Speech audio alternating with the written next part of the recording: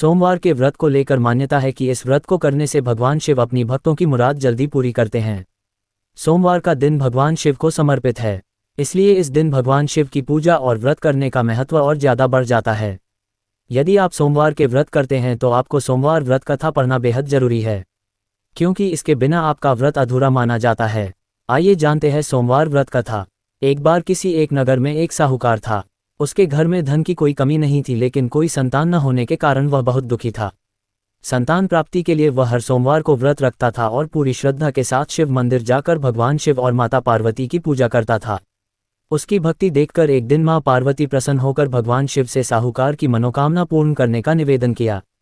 पार्वती जी के आग्रह पर भगवान शिव ने कहा कि हे पार्वती, इस संसार में हर प्राणी को उसके कर्मों का फल मिलता है और जिसके भाग्य में जो हो उसे भोगना ही पड़ता है। लेकिन पार्वती जी ने साहूकार की भक्ति देखकर उसकी मनोकामना पूर्ण करने की इच्छा व्यक्त की।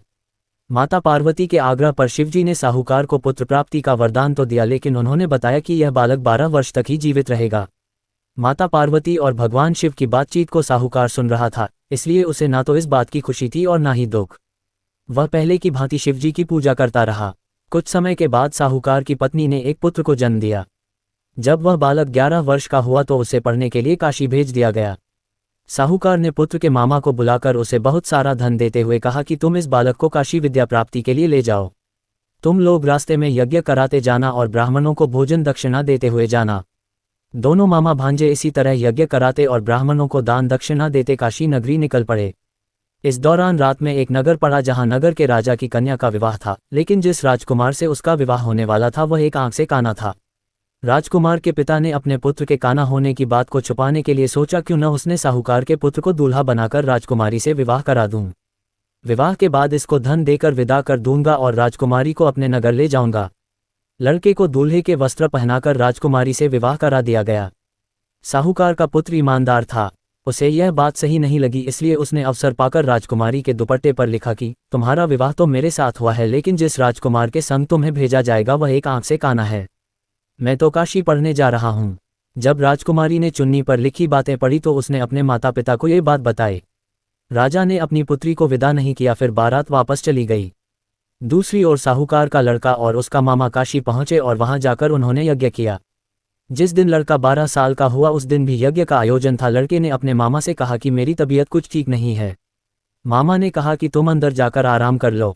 शिवजी के वरदानुसार कुछ ही देर में उस बालक के प्राण निकल गए। मृत भांजे को देख उसके मामा ने विलाप करना शुरू किया।